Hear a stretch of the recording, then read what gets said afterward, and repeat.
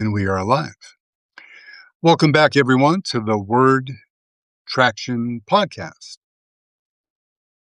Pangram, is it live or is it Memorex?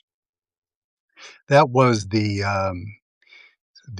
tagline in a popular commercial, hmm, maybe about 40 to 50 years ago, where there was a tape recording, tape, right? Not no slick digital formats, but cassette recording of an opera singer played back, and the glass shattered, suggesting perhaps that the fidelity on this cassette or Betamax, beta appropriate for the White House, or VHS was so clear that that recorded voice of the not the fat lady singing, of course, the opera singer could shatter glass. It was great for its time and produced a lot of silly content and probably SNL skits because it was ripe for such things.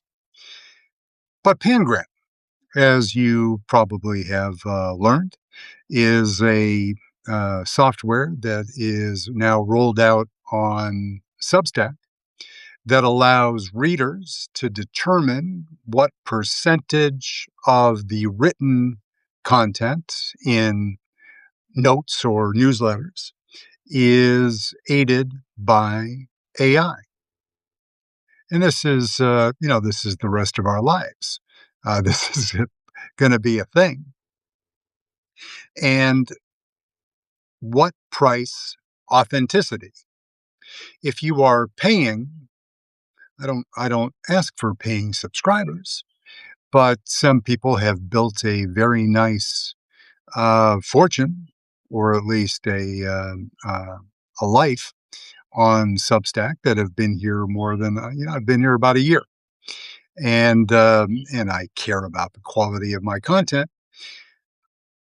but it's kind of a different vibe for me because about 6 months ago, what I decided to do with the knowing that this sort of day was coming, that the written content,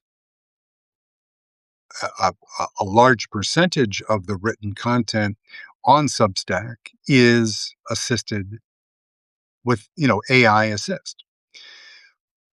What is that number? We don't know. And it's about authenticity and what you expect to get from a provider, an artist, an author, a journalist. What are your expectations and how those expectations are going to change over time? You, if you subscribe to one of the, let's say, the men or the women that were formerly on a major network, take just as an example, people of, I would view as people of high character, such as John Dickerson, right? As an example, former host of the CBS Evening News, and now CBS, the boat that continues to sink. And Mr. Dickerson, who is not a friend or associate of mine, but I've always respected his work and continue to do so. And he is found on Substack. He is also still part of the Slate political gabfest, Slate magazine, and other ventures. And he is somebody of the quote unquote old school that is changing with the times. And John has a legacy. His mother was a giant of political news, Washington, D.C. And back in the Katharine Graham era. Probably those of you that got the Is It Live or Memorex probably remember Catherine Graham as the grande dame of the Washington Post and other luminaries of old media. The New York Times is still holding on, even though they're you know the Graham Plattner of it all exposed some of the warts, but it's still a reputable source that is well funded and one of the last few that has the scale to do big stories in a big way. But so much more of what we're doing, whether it's on Substack, is smaller platforms, individual journalists who are bringing you their read on current events, doing deep dives, investigative journalism on areas that they are qualified to speak on, and you can vote with your dollars and with your feet, as it were, and reward those that are doing a good job. And if you have to answer this for yourself, if you're a younger person, say if you are below 30, perhaps your views on the authenticity of news sources on written content at this point, over 100 words, your views on is someone that uses AI to help them complete their work. Is that okay? Is that okay on certain platforms? Is it okay on podcast only? If you subscribe to an Apple and iTunes podcast, and certainly we all use a version of AI. If you're on Google, you're using AI in uh, in everyday life. But if you're relying on that to generate content, does that diminish the value in your eyes as a consumer of news? Just just asking questions. This is it's an ever evolving story, and we will be asking ourselves different versions of these questions over a long period of time.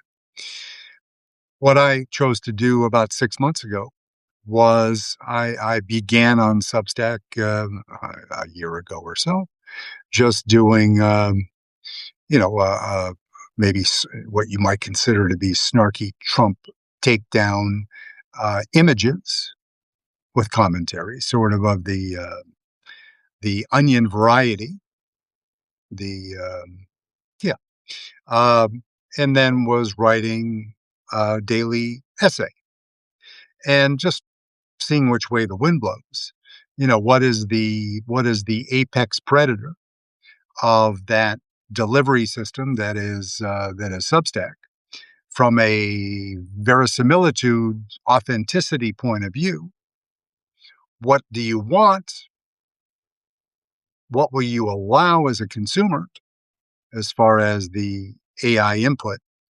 And how that's going to change over time. What I decided 6 months ago was to concentrate on daily,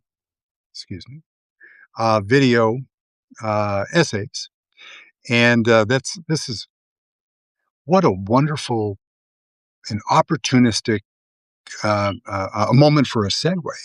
I had a bug, a mosquito, flying through in front of me while I was recording this. I'll get back the hostage video. How do you verify you've heard of, and I don't want any snide sexual comments about this, but remember, how do we tell if an image, if a video clip is AI generated, if the subject of the video is an actual human being, or is it AI generated or augmented in some other uh, way? So people, the three finger rule. Can you, if you receive, if you're connecting with an insurance broker for a Zoom meeting, a video meeting, and you're concerned that if it's disclosed and you consent, then great, Martian, whomever. But if you're concerned that you are being spoofed in some way, one way of testing whether, this is for this moment, this AI will has outsmarted me many times already, maybe. But you could hold up three fingers in front of your face, and that would be more difficult for a bot to do that in a way that is seamless. You can, how do you make it, how do you make the gesture unique? Do you turn it up? That's up to you. That's your personal preference. The other, uh, the other method, which is a little bit more quirky and fun, and this goes back to hostage videos. So this is in my happy space. But can you are you of a certain vintage, or do you have a military background, perhaps naval, where you remember the Morse code alphabet? So if I wanted to signal to you, and I'll try to do this now, take off my glasses, then I'm going to give you a message in Morse code now in a hostage video context. And for you sharp kids, maybe I'll give you 10% off of the thing that you never bought as a prize. But if I did this and did Morse code to you like so,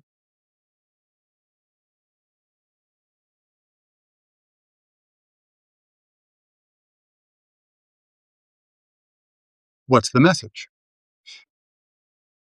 I'll wait for the comments. It's not complicated. I'll look back at other hostage videos or poor attempts to replicate a hostage video, and you'll probably get it. But you get the idea. Will AI be able to generate a clone image of you? It's out there, but the quality of that versus the quality of the text generation, right? If you ask an AI, if you ask Claude or some other ChatGPT or other to write hey, write an essay for me about the history of women being forced to wear whites at Wimbledon and why Naomi Osaka is the bomb.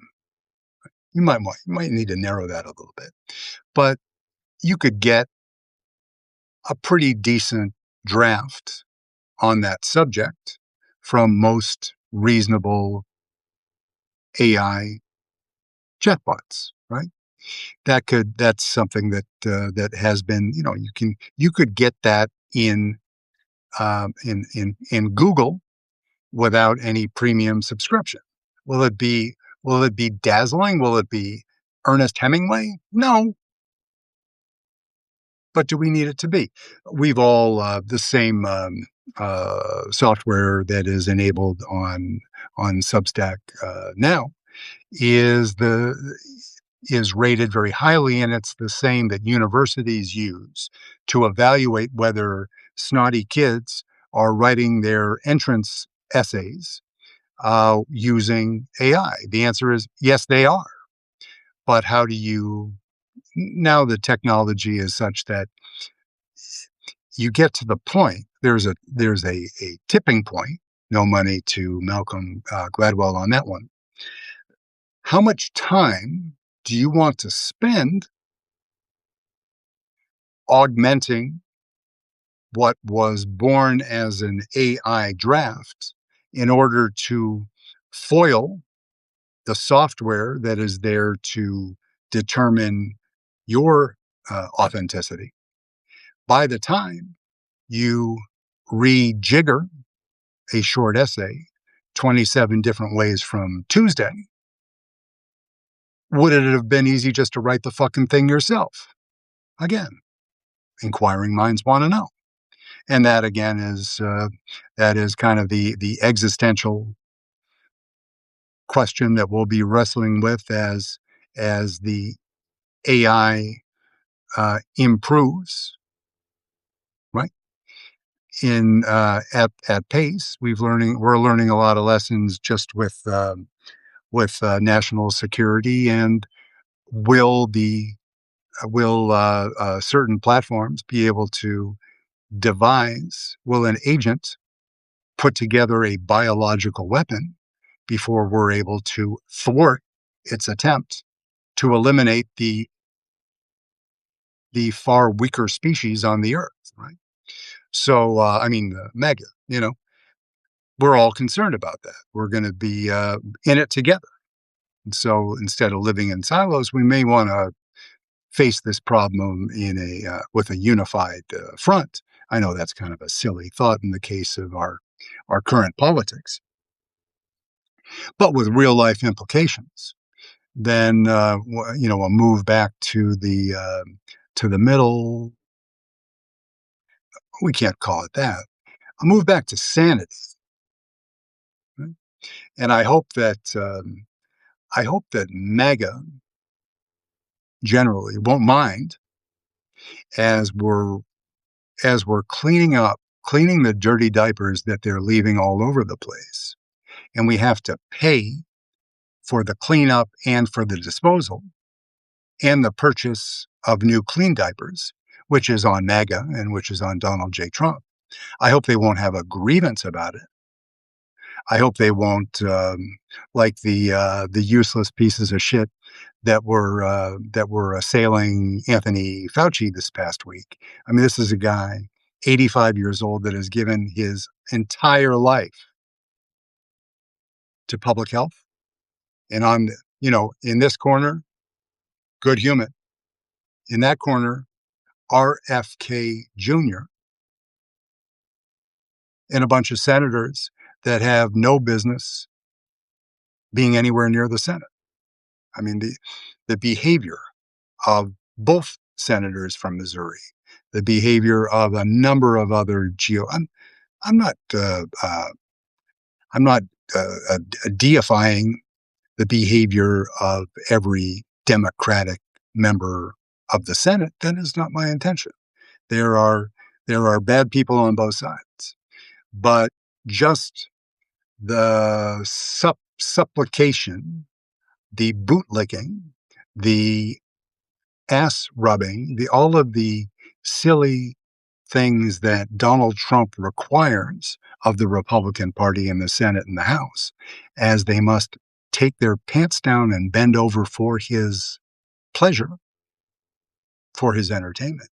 And they do it without exception, right? John Thune has clearly lost control of the Senate.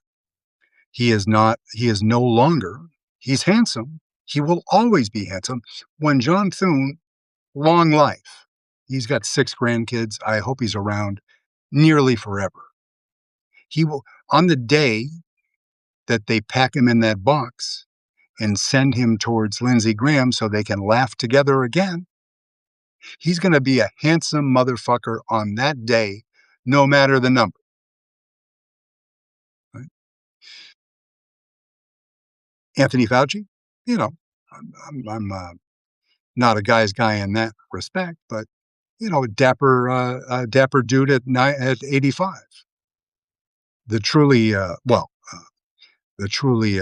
amazingly beautiful example of dignity, grace, and just a raw human beauty was Jackie Robinson's wife, Rachel. Right? Rachel Robinson just celebrated her 104th birthday. It's now last month, in the month of July, in the year of someone's Lord, 2026, 104 years old. And I was looking at a picture of hers that was dated, and she was, in her 90s at some point. So maybe around 10 plus years ago. Oh my God. Just, the article I was commenting on was, it was a clip of an interview with Jackie himself, asking about, you know, does he take pride in his work in the civil rights movement, such that players at the time of that, now Jackie died a very young man. He was, Jackie died, I think, 7 years younger than I am right now. So not a child, but just a tremendous loss, because after his playing career was over, he and his wife both were civil rights uh, legends. Not loud, not not on the mall daily in front of a lectern, but steady, lifelong dedication to the civil rights movement beyond reproach. Right? And Jackie, as was customary, and especially after, he's a super confident, as he should be, because he was one of the best to ever do that. And arguably, baseball wasn't even his best sport coming out of UCLA. Just one of those people, comparing to people I went to school with, the kind of dude that you hated because he's just so freaking good at anything he tries. So you hate him in a healthy jealousy kind of way. But that was Jackie. He was, he set records in track. He played football.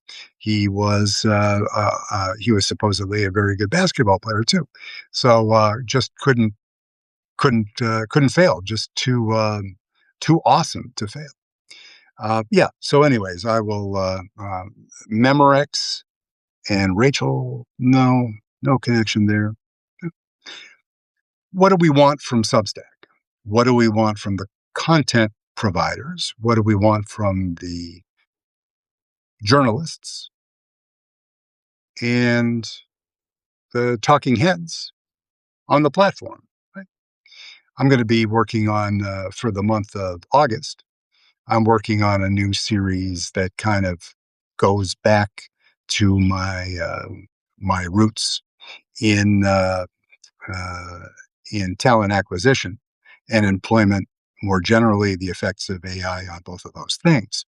And we'll be adding that in as a separate feed in my channel. And so I hope when you see an invitation from me to subscribe, it'll be for free, to a new newsletter. I hope you'll do so, please. And I would, of course, as I've mentioned before, I would do the same if you're working on a project. If added attention would help you in some way on a post, on a story, on a public initiative, on a campaign, getting a lot of that. I watched a version of, and I'm because I'm 90 years old myself, the delightful gubernatorial candidate in Wisconsin, and her last name is Hong, and her first name is beautiful, but I can't remember it. And uh, she is a Korean American leader currently in the state house in in Wisconsin, and is blowing the doors off of the competition. She is a DSA candidate. She is brilliant. She has deep roots to the hospitality industry, the industry that I have been in and out of my entire life. whether it was in leadership, legal affairs, consulting, everything that I've done has been directly connected with or pertinent to the hotel and restaurant industry. Since my first job as a busboy in a New England steak and seafood restaurant at age 14 in northern Massachusetts, and it's a great first job.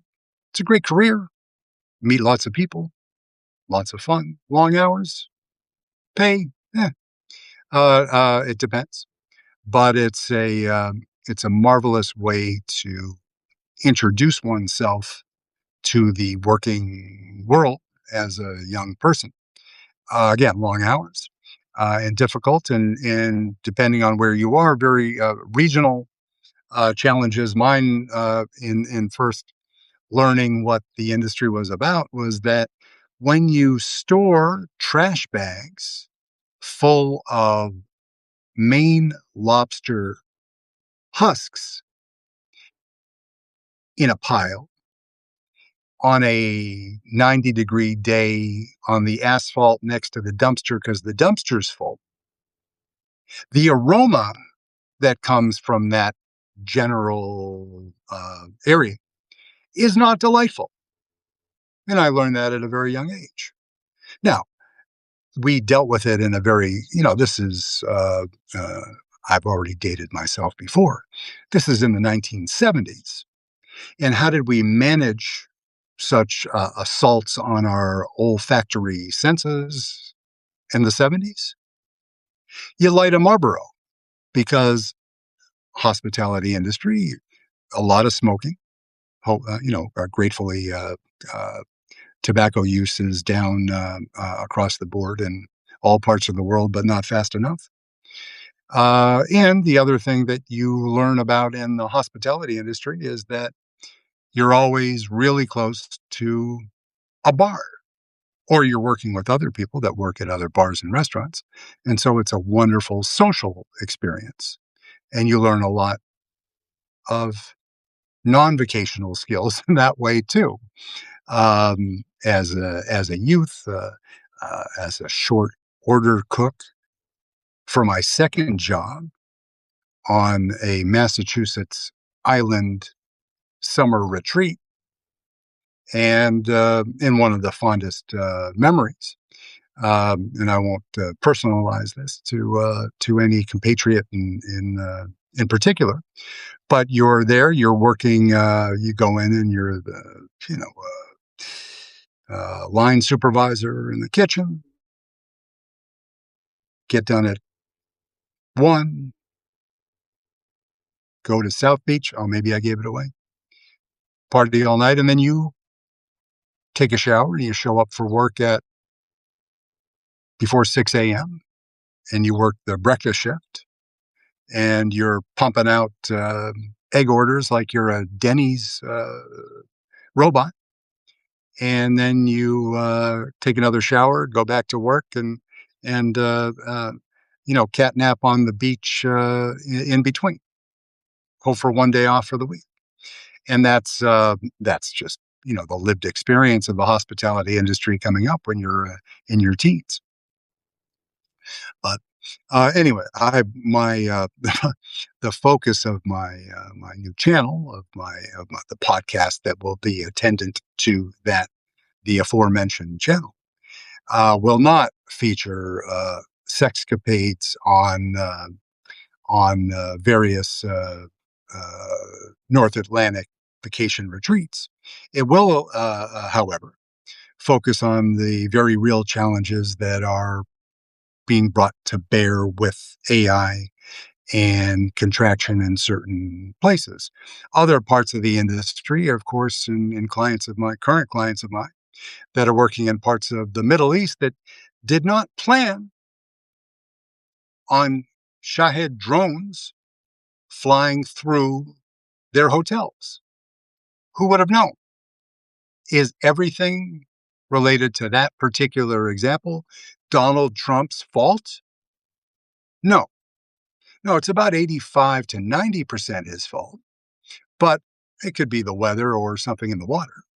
But otherwise, yeah, it has a lot to do with Donald because if you are undertaking a military operation, in the words of our dear friend Vladimir Putin, and you make no plans, have no strategic vision, and don't know what your goals are and have an exit strategy, then guess what? You're going to get what you get.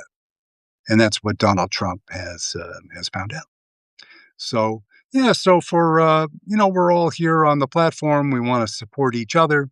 There's sometimes, I'm going to just move this because the sun is encroaching, that one of my biggest criticisms of my brothers and sisters on this here platform, Substack, is that people are a little bit too zero sum. Now, again, human condition, um, bad lessons from senior leadership in the government, thinking that it's corruption, power, and whoever has the most shekels at the end of the game wins. Yeah, bad lessons. Because part of the beauty of this, you're on Substack. You say you left X when it was Twitter, and you were on Substack, and you're like, oh wow, this is great. There's this notes thing, so I get my little social media self promotion opportunities there, and there are many fewer, or much fewer, Nazis than there were on Twitter X.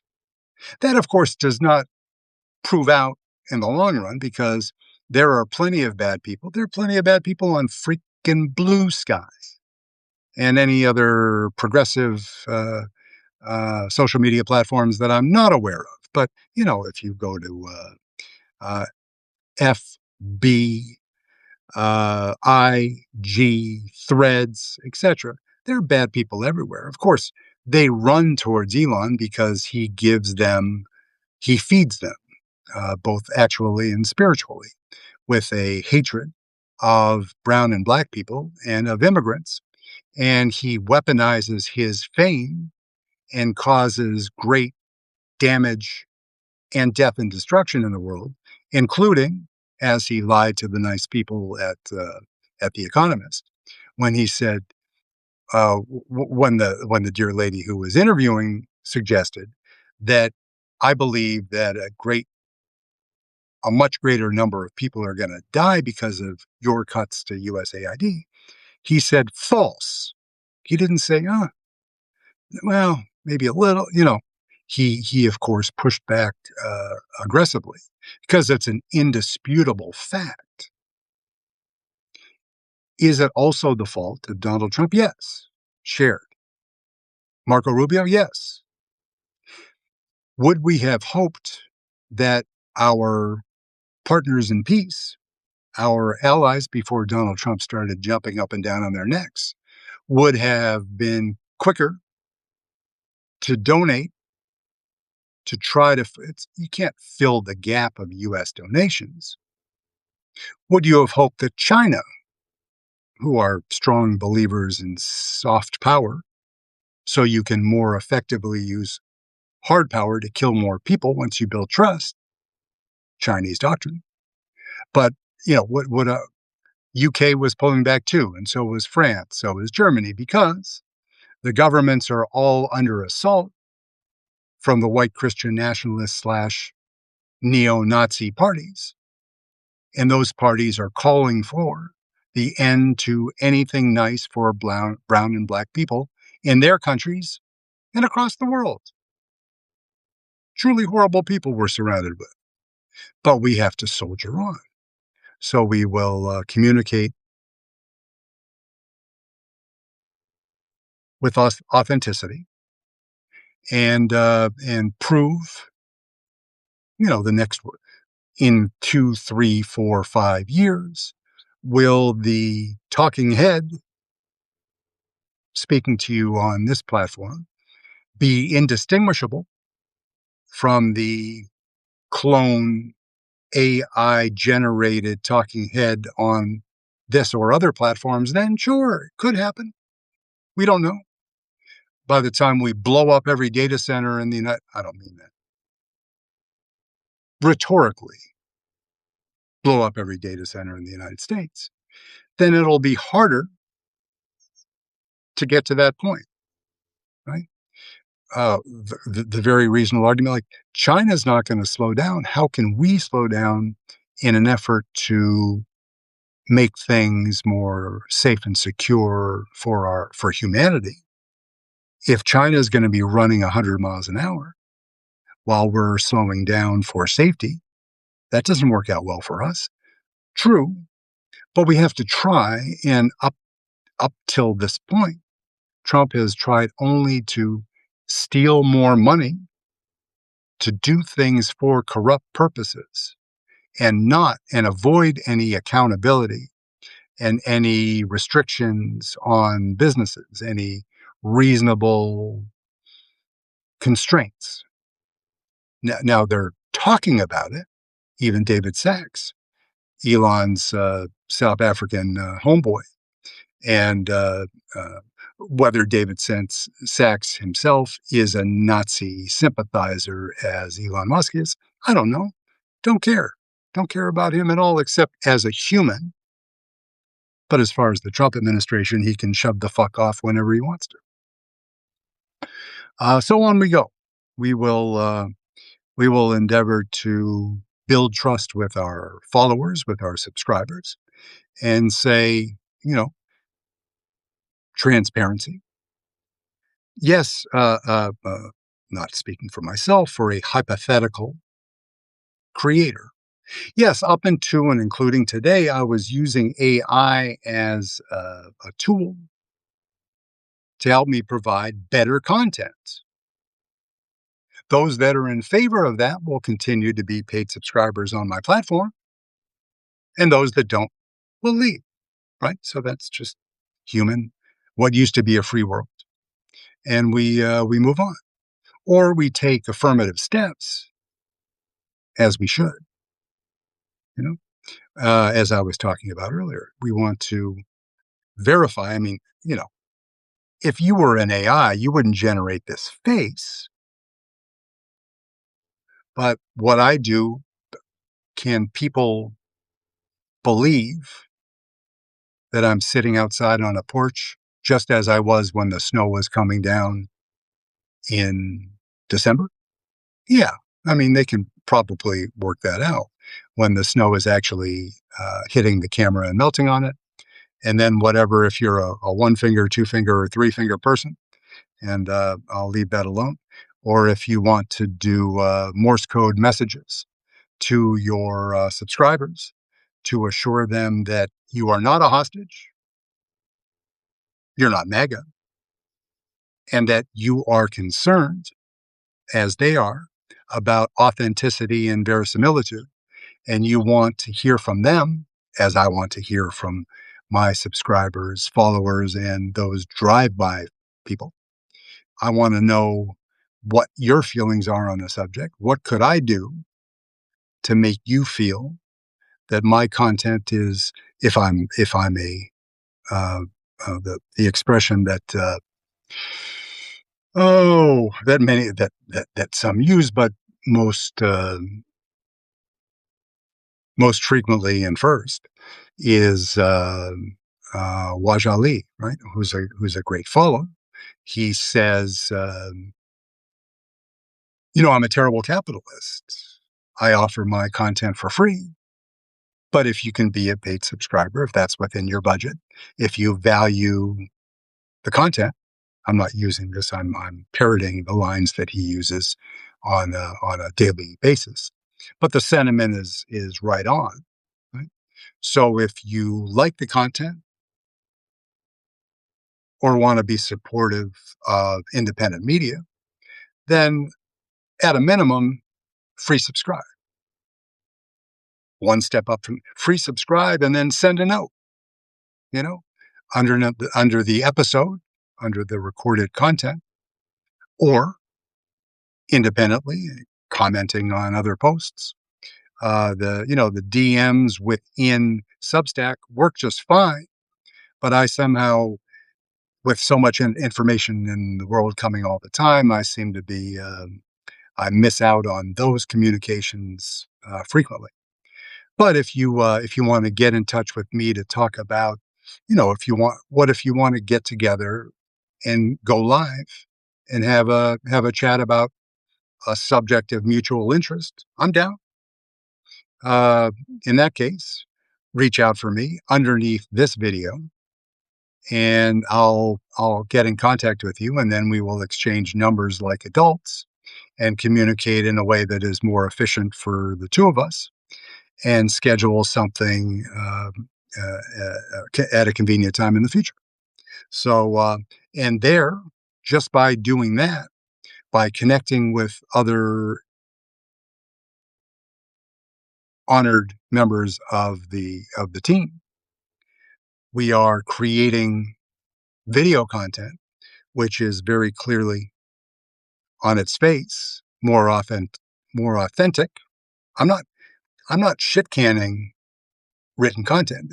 We've been doing it for Gutenberg on down, at least in the prettier text form. I'm not shitting on people. There are people that do no video, don't like it, not comfortable, don't like the format, don't like the vibe, whatever. You don't have to make excuses. All I'm saying is to deliver value. I'm what I'm saying. It's going to be the same on the paper as it is on a video. Perhaps there's an opportunity to edit when it's written text, and I may go back to, because of the algorithm telling you things, if I choose to publish what is essentially a written transcript or some other content that is directly that correlates to a daily podcast. I may do that just to have the written content because some people prefer that format. I'm just, in an only 24-hour day, I chose to do it this way. So, yeah. So now that the sun has probably played a trick on me, it's 80 something and toasty and humid. Excuse me.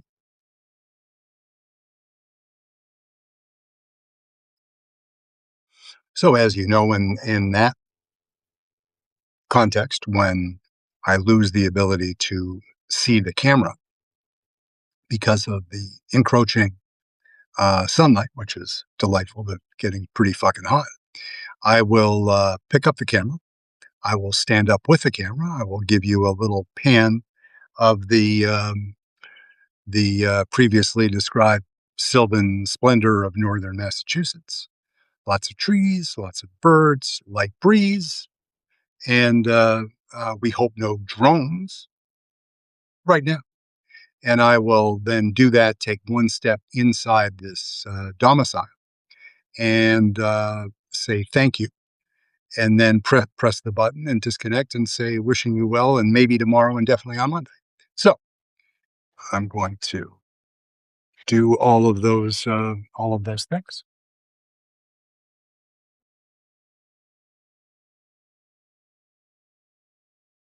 Northern Massachusetts. If the trees weren't so lovely, that would be where you would see the Atlantic Ocean. Um, and I'm going to take two steps and thank you.